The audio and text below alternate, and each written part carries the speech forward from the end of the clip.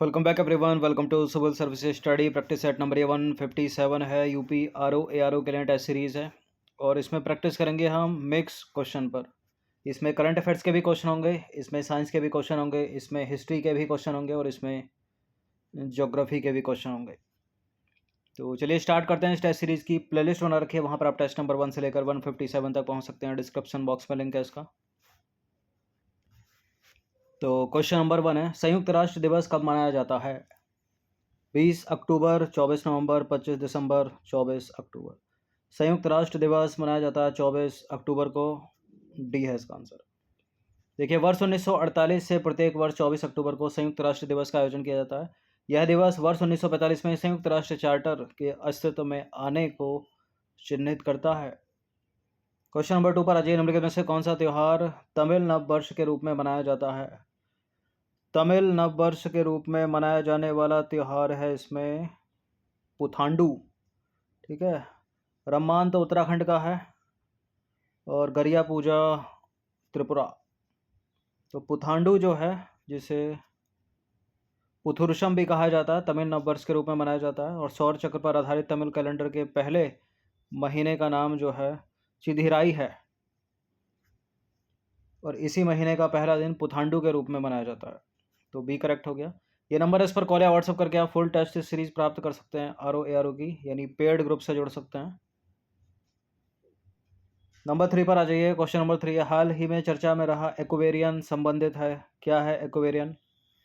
एक नए समुद्री जीव से, भारत और मालदीव के बीच संयुक्त सैन्य अभ्यास से, डोडो की एक नई प्रजाति से, या भूटान के एक नए संचार उपग्रह से। एक्वेरियन, एक्वेरियन या एक्वेरियन या एक्सरसाइज एक्वेरियम भारत और मालदीव के बीच संयुक्त सैन्य अभ्यास है। बी है इसका आंसर। देखिए, भारतीय सेना और मालदीव की राष्ट्रीय रक्षा बलों के बीच संयुक्त सैन्य अभ्यास एक्वेरियन का जो 12वां संस्करण है वो उत्तराखंड के चौबटिया में शुरू हुआ और ये 11 जून से 24 जून 2023 तक आयोजित होगा। और इस द्विपक्षीय अभ्यास का उद्देश्य क्या है? दोनों देशों के सशस्त्र बलों के बीच सहयोग और अंतर क्षमता को बढ़ाना। और इस अभ्यास में संयुक्त मानवीय सहायता और आपदा राहत अभियान भी शामिल है, जो क्षेत्रीय सुरक्षा और आपदा प्रतिक्रियाओं क्षमताओं के प्रति दोनों देशों की प्रतिबद्धता को दर्शाता है। नंबर 4 पर आ जाइए। वेदांत की किस शाखा का प्रतिपादन शंकराचार्य के द्वारा किया गया था? इस प्रश्न को दूसरी तरह से ही पूछा जा सकता है कि शंकराचार्य के द्वारा जो दिया गया वेदांत है वो कौन सा है? ठीक है, अद्वैतवाद, ऑप्शन नंबर डी। देखिए, हाल ही में भारत के प्रधानमंत्री ने केदारनाथ धाम में बनी आदि गुरु शंकराचार्य की प्रतिमा का अनावरण किया और शंकराचार्य जो है वो शिव के भक्त थे। उन्होंने अद्वैतवाद के सिद्धांत को प्रतिपादित किया और संस्कृत में वैदिक सिद्धांत पर कई टिप्पणियां लिखी। वैदिक सिद्धांत यानी उपनिषदों पर, ब्रह्मसूत्र पर और भगवत गीता पर। क्वेश्चन नंबर 5 पर आ जाइए। कौन सा स्वर्ण मंदिर अमृतसर के बाद सिखों का दूसरा सबसे बड़ा महत्वपूर्ण स्थान है? शीशगंज, पटना साहिब, बंगला साहिब या नानक मत्ता? अमृतसर के बाद है दूसरा सिखों का सबसे महत्वपूर्ण स्थान Patna Sahib, option number C. देखिए, पटना में सिखों के 10वें गुरु गोविंद सिंह का जन्म 1666 में हुआ था और वर्तमान में पटना में गुरु गोविंद सिंह के जन्म स्थान पर एक गुरुद्वारा है। यह स्थान पटना साहिब के नाम से जाना जाता है और अमृतसर में स्वर्ण मंदिर के बाद सिखों के लिए यह दूसरा सबसे महत्वपूर्ण स्थान है। क्वेश्चन नंबर 6 पर आ जाइए। इनमें से कौन वेदांग है? वेदांग, मनुस्मृति, कल्पसूत्र, व्याकरण, शिल्प वेद। मनुस्मृति तो सबसे पुरानी स्मृति है। वेदांग की बात करें, कल्पसूत्र वेदांग है, व्याकरण वेदांग है, शिल्प वेद को हटा दीजिए तो दूसरा तीसरा इसका आंसर हो जाएगा ऑप्शन नंबर बी। देखिए, शिक्षा हो गया, शिक्षा, कल्पसूत्र, व्याकरण, छंद, निरुक्त और ज्योतिष, ये 6 वेदांग है। वेदांगों की संख्या कितनी? 6 है, याद रखिएगा। कौन कौन से? ये सब। मनुस्मृति जो है वो पूर्व गुप्त काल में पाई जाने वाली सबसे पुरानी स्मृति है और इसके टीकाकार कौन है? विश्वरूप, मेघतिथि, गोविंदराज और कुलुक भट्टे। शिल्प वेद की बात करें तो शिल्प या धन का विज्ञान है, इसका संबंध है अथर्ववेद से। तो 1 और 4 को एलिमिनेट कर दीजिए, 2 और 3 आंसर है। नंबर 7 पर आ जाइए। केलानिया राजा लोकप्रिय बौद्ध मंदिर कहाँ पर है? सिक्किम, श्रीलंका, अरुणाचल प्रदेश, हिमाचल प्रदेश। ये है श्रीलंका में, ऑप्शन नंबर ए है इसका आंसर। देखिए, केलानिया राजा महाविहार श्रीलंका के कोलंबो के पास स्थित एक लोकप्रिय बौद्ध मंदिर है, तो विकल्प ए करेक्ट हो जाएगा इसका आंसर। क्वेश्चन नंबर 8 पर आ जाइए। निम्नलिखित में से किस प्रख्यात समाज सुधारक ने ज्ञान योग, कर्म योग, राजयोग नामक पुस्तकें लिखी? यह प्रश्न यूपीपीसीएस में पहले पूछा जा चुका है और इसका उत्तर है स्वामी स्वामी विवेकानंद। देखिए, स्वामी विवेकानंद ने ज्ञान योग, कर्म योग और राजयोग पुस्तकें लिखी। बाकी इनके बारे में थोड़ा सा जाने तो 12 जनवरी 1863 को जन्म हुआ था स्वामी विवेकानंद। इनके बचपन का नाम था नरेंद्र नाथ दत्त और रामकृष्ण परमहंस के मुख्य शिष्य थे ये और भिक्षु भी। उन्होंने वेदांत और योग के भारतीय दर्शन का परिचय पश्चिमी दुनिया को कराया।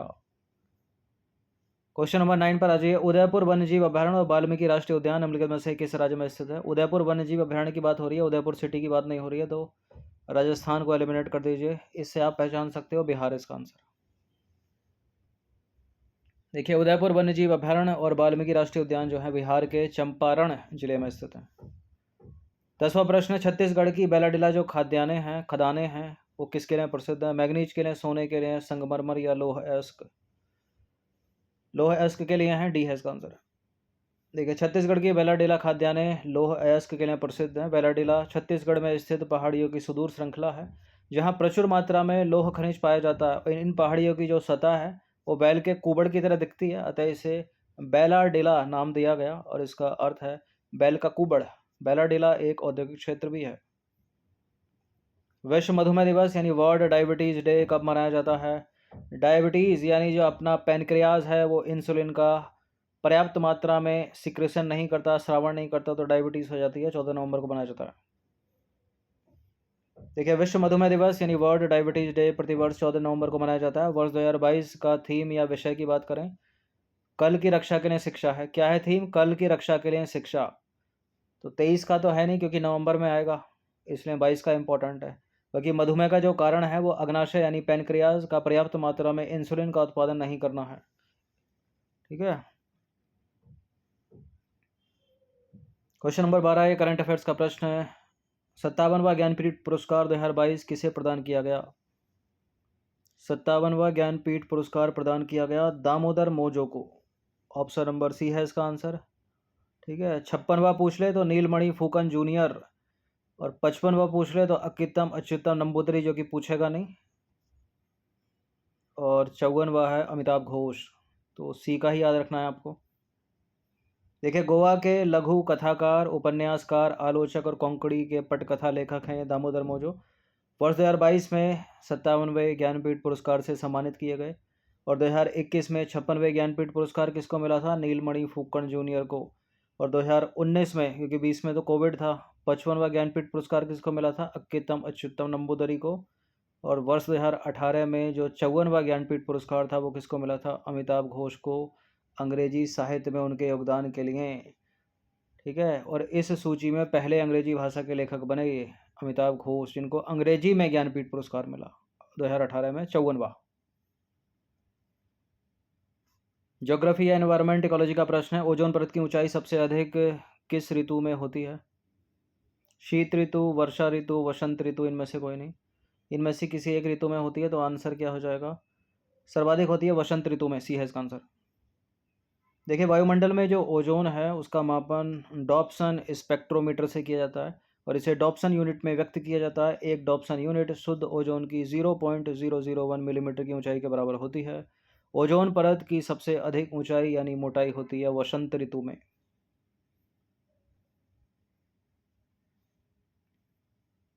क्वेश्चन नंबर 14 है, दो स्टेटमेंट वाला यह प्रश्न है। ऊपरी वायुमंडल में ओजोन परत के रूप में ओजोन गैस सूर्य की पराबैंगनी विकिरण या अल्ट्रावायलेट किरणों से पृथ्वी पर जीवन को बचाती है, और जो ओजोन जमीनी स्तर पर है अर्थात निचले वायुमंडल में एक खतरनाक प्रदूषक है जमीनी स्तर की ओजोन। बिल्कुल ये करेक्ट है, दोनों के दोनों स्टेटमेंट, सी है इसका आंसर। देखिए, ऊपरी वायुमंडल में ओजोन परत के रूप में ओजोन गैस सूर्य से आने वाली हानिकारक पराबैंगनी किरणों को अवशोषित करती है और पृथ्वी पर जीवन को बचाती है, जबकि जमीनी स्तर की जो ओजोन है वो एक खतरनाक प्रदूषक है। क्वेश्चन नंबर 15 पर आ जाइए। 15वां प्रश्न है। पहला स्टेटमेंट है चींटी यानी आंट अपघटक तथा उपभोक्ता दोनों की श्रेणी से संबंधित है, यानी डिकम्पोजर भी है और ये प्रोड्यूसर भी है, सॉरी कंज्यूमर भी है। ऐसे जीवधारी जो अपना भोजन उत्पादकों यानी प्रोड्यूसर से प्राप्त करते हैं प्राथमिक उपभोक्ता कहलाते हैं, यानी प्राइमरी कंज्यूमर। तो शाकाहारी जंतु हो गए, क्योंकि प्रोड्यूसर कौन होते हैं? पेड़ पौधे होते हैं, जो इनको खाएगा वो होगा प्राइमरी कंज्यूमर यानी शाकाहारी जंतु। जो प्राइमरी कंज्यूमर को खा गया सेकेंडरी कंज्यूमर मांसाहारी जंतु, ठीक है। और मांसाहारी को भी उच्च मांसाहारी खा ले तो टर्सरी कंज्यूमर। इन सबको सड़ा गला दे वो हो गया डिकम्पोजर अपघटक, जैसे कि बैक्टीरिया और फंगस और सूक्ष्मजीवी और चींटी भी है उसमें। तो दोनों के दोनों करेक्ट है, इसका आंसर। देखिए, कृषि खाद्य श्रृंखला में मुख्यतः शाकाहारी प्राणी ही प्राथमिक उपभोक्ता की श्रेणी में आते हैं, यानी प्राइमरी कंज्यूमर। चींटी जो है ना, चींटी आंट एक अपघटक और प्राथमिक उपभोक्ता दोनों की श्रेणी में आती है। ये पौधों को खाकर सेलुलोज से ऊर्जा प्राप्त करती है और सड़े गले पदार्थों को खाकर उन्हें कार्बनिक पदार्थों में तोड़ देती है, अर्थात डिकम्पोज कर देती है। नंबर 16 पर आ जाइए। ग्रीन आर्मी प्रोग्राम को पर्यावरण संरक्षण के लिए सबसे पहले किस देश ने प्रारंभ किया था? ग्रीन आर्मी प्रोग्राम को पर्यावरण संरक्षण के लिए जिस देश ने प्रारंभ किया था उस देश का नाम है ऑस्ट्रेलिया, ठीक है। Australia option number A. Question number 17 पर आ जाइए। वन संरक्षण अधिनियम निम्नलिखित में से कब पारित हुआ था? वन संरक्षण अधिनियम 1980 का है, ऑप्शन नंबर ए है इसका आंसर। तो वन संरक्षण अधिनियम 1980 में पारित हुआ। पर्यावरण संरक्षण अधिनियम 1986, वन्य जीव संरक्षण अधिनियम 1972। मैच करने के लिए इंक्रीजिंग डिक्रीजिंग कुछ भी पूछ सकता है। क्वेश्चन नंबर 8 पर आ जाइए, 18 पर आ जाइए। दो स्टेटमेंट है। संयुक्त राष्ट्र पर्यावरण कार्यक्रम की शुरुआत 1972 में हुई थी। संयुक्त राष्ट्र पर्यावरण कार्यक्रम यानी यूनाइटेड नेशन एनवायरनमेंट प्रोग्राम का जो मुख्यालय है वो केन्या के नैरोबी में है क्या? बिल्कुल ये करेक्ट है, दोनों के दोनों स्टेटमेंट सी है इसका आंसर। तो संयुक्त राष्ट्र पर्यावरण कार्यक्रम की स्थापना 1972 में हुई, मुख्यालय है इसका केन्या के नैरोबी में। क्वेश्चन नंबर 19 पर आ जाइए। भारत का एक नेशनल पार्क जो टाइगर रिजर्व भी है और जिसकी जलवायु उष्ण कटिबंध से उपोष्ण कटिबंध, शीतोष्ण कटिबंध और आर्कटिक तक परिवर्तित होती है। आर्कटिक का मतलब अधिकतम ठंडा। तो बुक्सा यानी पश्चिम बंगाल में है, कार्बेट यानी उत्तराखंड में, बनेरघट्टा कर्नाटक। तो बनेरघट्टा कर्नाटक यानी साउथ इंडिया। तो गर्मी पड़ती है बिल्कुल, सर्दियों में सर्दी भी पड़ती है लेकिन उतनी नहीं पड़ती है। तो उष्ण कटिबंध से उपोष्ण तक जाती है, शीतोष्ण नहीं जाएगी इसमें। और कार्बेट नेशनल पार्क उत्तराखंड का तो शीतोष्ण तक जाती है, गर्मी में उष्ण जाती है, उपोष्ण जाती है, लेकिन आर्कटिक तक यहाँ तक भी नहीं जाएगी, ठीक है। यही चीज़ नैनीताल में होती तब आर्कटिक वाली जा सकती थी, लेकिन बुक्सा जो है पश्चिम बंगाल का, आर्कटिक तो जाएगी नहीं, शीतोष्ण जा सकती है, उपोष्ण और उष्ण तो रहेगी पश्चिम बंगाल में। लेकिन नामदफा अरुणाचल का, नॉर्थ ईस्ट का, इसमें उष्ण कटिबंधीय जलवायु भी जाएगी, उपोष्ण भी जाएगी, शीतोष्ण आर्कटिक तक भी जाएगी। ये है इसका आंसर। तो नामदफा नेशनल पार्क अरुणाचल प्रदेश में स्थित है, टाइगर रिजर्व भी है। इसकी जलवायु उष्ण कटिबंध से उपोष्ण, शीतोष्ण, आर्कटिक तक परिवर्तित होती है। 20वां प्रश्न है। निम्नलिखित में से कौन सा पौधा आर्सेनिक का बेहतर अवशोषक माना जाता है? आर्सेनिक का बेहतर अवशोषक है धान का पौधा। देखिए, धान का पौधा आर्सेनिक का बेहतर अवशोषक माना जाता है। भूमिगत जल को प्रदूषित करने वाला अजैविक प्रदूषक है आर्सेनिक। और इससे जो है ब्लैक फुट, डायरिया, त्वचा का कैंसर, फेफड़ों का कैंसर आदि बीमारियां उत्पन्न होती हैं। सिगरेट के धुएं में पाए जाने वाला प्रमुख प्रदूषक कौन सा है? Carbon monoxide, hydrogen cyanide, benzene, या सारे के सारे? सारे के सारे हैं, डी है इसका आंसर। देखिए, सिगरेट के धुएं में पाए जाने वाले जो प्रमुख प्रदूषक हैं कार्बन मोनोऑक्साइड यानी CO, hydrogen cyanide, nitrogen oxide और बेंजीन भी। क्वेश्चन नंबर 22 पर आ जाइए। निम्नलिखित कथनों पर विचार करेंगे। दो कथन है यहाँ पर। नौकनी संरक्षण फ्लोराइड के प्रदूषण से उत्पन्न होता है और फ्लोराइड तत्व का अत्यधिक सांद्रण फ्लोरोसिस नामक रोग का कारण बनता है। बिल्कुल ये करेक्ट है, दोनों के दोनों स्टेटमेंट सी है इसका आंसर। देखिए, नौकनी संरक्षण फ्लोराइड के प्रदूषण से उत्पन्न होता है। ये जो फ्लोराइड है, फ्लोराइड तत्व पानी में अल्प मात्रा में उपलब्ध होता है और हमारे मसूड़ों और दांतों को संरक्षण प्रदान करता है। लेकिन अगर इसकी अधिकता हो जाए, इसका अत्यधिक सांद्रण हो जाए, तो उससे फ्लोरोसिस नामक रोग का कारण बनता है। ये डायनासोर्स का कब्रिस्तान नाम से प्रसिद्ध स्थल है कौन सा? Chicago, Montana, Sydney, Cape Town. Sydney Australia नहीं है, केप टाउन दक्षिण अफ्रीका नहीं है, शिकागो यूएसए नहीं है, लेकिन यूएसए का है मोंटाना। Option number B. देखिए, अमेरिका का मोंटाना डायनासोर्स का कब्रिस्तान के नाम से प्रसिद्ध स्थल है। नंबर 24 पर आ जाइए। स्वतंत्र रूप से गिर रही एक वस्तु की गति निम्नलिखित में से किसका उदाहरण है? एक समान वेग का, एक समान त्वरित गति का, एक समान चाल का, इनमें से कोई नहीं। स्वतंत्र रूप से गिर रही वस्तु की गति एक समान त्वरित गति का उदाहरण है। ऑप्शन नंबर ए है इसका आंसर। देखिए, यदि एक वस्तु सरल रेखा में चलती है और इसका वेग समान समयांतराल में समान रूप से घटता या बढ़ता है तो वस्तु के त्वरण को एक समान त्वरण कहा जाता है। और स्वतंत्र रूप से गिर रही एक वस्तु की गति एक समान त्वरण गति का उदाहरण है। इसी से रिलेट करता है प्रश्न है, निम्नलिखित में से कौन छाया से एक समान वृत्तीय गति का के उदाहरण है? चंद्रमा एवं पृथ्वी की गति, पृथ्वी के चारों ओर वृत्तीय कक्षा में घूमता हुआ कोई सैटेलाइट यानी उपग्रह, और वृत्तीय पथ पर नियत चाल से चलता हुआ साइकिल सवार। नीचे दिए गए कूट का प्रयोग करके सही उत्तर का चुनाव कीजिए। निम्नलिखित में से कौन कौन एक समान वृत्तीय गति के उदाहरण है? पहला भी है, दूसरा भी है, तीसरा भी है। यानी चंद्रमा एवं पृथ्वी की गति, ठीक है, पृथ्वी के चारों ओर वृत्तीय कक्षा में घूमता हुआ एक सैटेलाइट और वृत्तीय पथ पर नियत चाल से चलता हुआ एक साइकिल सवार। इसका आंसर हो जाएगा ऑप्शन नंबर डी, 1 2 3। तो सारे के सारे हैं ये। नंबर 26 पर आ जाइए। निम्नलिखित में से कौन सा जंतु जो है मैमल नहीं है, स्तनधारी नहीं है? स्तनधारी के लक्षण क्या हैं? 4 चैम्बर्ड हार्ट, 4 कोष्ठीय हृदय होगा उसका, बच्चे देगा, शरीर पर बाल पाए जाएंगे। ठीक है, तो सील जो है इसमें मैमल है, व्हेल इसमें मैमल है, डॉल्फिन इसमें मैमल है, लेकिन मगरमच्छ इसमें मैमल नहीं है, वो है सरीसृप यानी रेप्टाइल, अंडे देता है। तो सील हो गया, व्हेल हो गया, डॉल्फिन, ये सब स्तनधारी हैं, मैमल हैं, जबकि मगरमच्छ है रेप्टाइल यानी सरीसृप का। इस प्रश्न का उत्तर दीजिए तो निम्नलिखित में से कौन सा रेप्टाइल यानी सरीसृप नहीं है? कछुआ, ऑस्ट्रिच, उड़न छिपकली, king cobra. King cobra reptile है, उड़न छिपकली रेप्टाइल है, ऑस्ट्रिच तो पक्षी है ना उड़ने वाला, कछुआ रेप्टाइल है, बी है इसका आंसर। देखिए, कछुआ, उड़न गिलहरी, घरेलू छिपकली, किंग कोबरा तथा केमेलियन ये सब सरीसृप हैं, रेप्टाइल हैं, जबकि ऑस्ट्रिच ये बत्तख वर्ग, पक्षी वर्ग में आता है। ऑस्ट्रिच हो गया, सफ़ेद स्टॉक हो गई, नर गुच्छेदार बत्तख, ये सभी पक्षी वर्ग है, पक्षी वर्ग। ठीक है, ऑस्ट्रिच ना उड़ने वाला सबसे बड़ा पक्षी है पृथ्वी पर। अब आ जाइए 28। निम्नलिखित में से कौन सा एम्फीबियन यानी उभयचर नहीं है? उभयचर कौन होते हैं? उभयचर होते हैं जो जल एवं स्थल दोनों पर रहते हैं। ठीक है, जल एवं थल दोनों पर रहते हैं। तो मेढक तो दोनों पर रहता है, टोड भी दोनों पर रहता है, सैलेमेंडर भी दोनों पर रहता है, समुद्री घोड़ा केवल पानी में रहता है, मत्स्य वर्ग से संबंधित हो गया, यही नहीं है, यही आंसर है।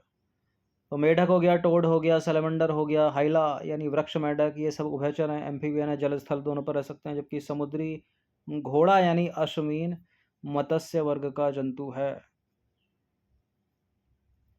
एक ट्रिक याद रखिएगा, परम, PARAM, और इसी क्रम में पिस्सिस, एम्फीबियन, रेप्टाइल, एवीज और मैमल, यानी मत्स्य वर्ग, एम्फीबियन उभयचर, रेप्टाइल सरीसृप, एवीज पक्षी वर्ग और मैमल मत्स्य वर्ग। और इसी क्रम में धरती पर आए ये लोग, सबसे पहले मछलियों का जन्म हुआ, फिर एम्फीबियन आए, मतलब जो जल और थल दोनों पर रह सकते हैं, फिर रेंगने वाले आ गए रेप्टाइल सरीसृप, उसके बाद आ गए एवीज पक्षी वर्ग उड़ने वाला, और अंततः आए स्तनधारी मैमल यानी बच्चे देने वाले, यानी 4 चैम्बर्ड हार्ट, शरीर पर बाल पाए जाते हैं।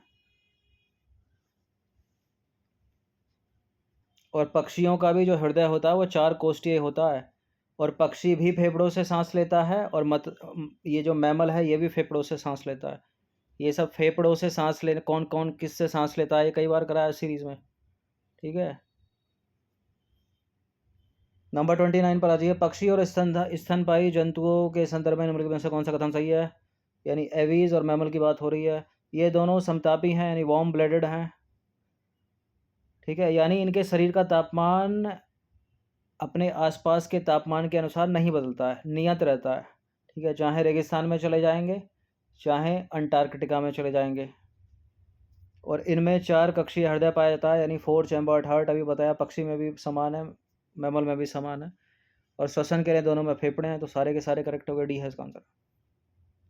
देखिए पक्षी और स्तनधारी दोनों वर्टिब्रेटा वर्ग के अंतर्गत आते हैं। पक्षी समतापी हैं, स्तनधारी भी समतापी हैं, 4 चैम्बर्ड हार्ट दोनों में है, ठीक है। और पक्षियों में होते हैं 2 जोड़ी पैर, इनके जो आगे वाले पैर होते हैं वो उड़ने के लिए पंखों में परिवर्तित हो जाते हैं। पक्षियों का शरीर परों से ढका होता है, श्वसन के लिए फेफड़े होते हैं, और इस वर्ग में सभी पक्षियों को रखा गया है। बाकी मैमल की बात करें तो 4 चैम्बर्ड हार्ट है, शरीर पर बाल पाए जाते हैं, दुग्ध ग्रंथियाँ पाई जाती हैं, ठीक है, श्वेत ग्रंथियाँ पाई जाती हैं, तेल ग्रंथियाँ पाई जाती हैं, बच्चों को जन्म देते हैं मैमल। लेकिन 2 चीज़ें इसकी अपवाद हैं, वो भी एग्जाम में पूछ लिया जाता है, एसएससी वाला पूछती है। एकेडिना और प्लेटिपस, एकेडिना और प्लेटिपस ऐसे ये जंतु हैं जो स्तनधारी हैं लेकिन फिर भी ये अंडे देते हैं, ठीक है, बच्चे नहीं देते। इसका ये चीज़ अपवाद है। प्लेटिपस यानी डक विल्ड प्लेटिपस, एकेडिना और डक विल्ड प्लेटिपस, ये दोनों हैं स्तनधारी लेकिन बच्चे न देकर अंडे देते हैं। क्वेश्चन नंबर 30 पर आ जाइए। 30वां प्रश्न अंतिम प्रश्न है। 30 प्रश्न ऐड किए थे इसमें, निम्नलिखित में से कौन सा जैव विकास की अवधारणा यानी कॉन्सेप्ट ऑफ बायोलॉजिकल एवोल्यूशन से संबंधित है? Ernst Haeckel, Charles Darwin, Robert Whittaker या कार्ल बोस? जैव विकास की अवधारणा से संबंधित है Charles Darwin, option number B. देखिए चार्ल्स डार्विन ने 1859 में अपनी पुस्तक द ओरिजिन ऑफ स्पीसीज में जैव विकास की अवधारणा को प्रस्तुत किया था। अंसर्ट हेकल, रॉबर्ट विटेकर और कार्ल बोस ने सारे सजीवों को जगत यानी किंगडम नामक बड़े वर्गों में विभाजित करने का प्रयास किया था। तो इसका आंसर हो जाएगा option number B, Charles Darwin. The origin of species किसकी बुक है ये? चार्ल्स डार्विन की। तो 30 प्रश्न थे, अधिकतर प्रश्न इसमें साइंस और ज्योग्राफी या एनवायरनमेंट इकोलॉजी कह लो, एक आधा प्रश्न करंट अफेयर्स का होगा। ये सारे के सारे प्रश्नों का फुल टेस्ट पीडीएफ प्राप्त कर सकते हैं पेड टेलीग्राम ग्रुप से जुड़कर, ये नंबर इस पर कॉल या व्हाट्सअप करके। धन्यवाद, हर दिन प्रैक्टिस करते रहिएगा।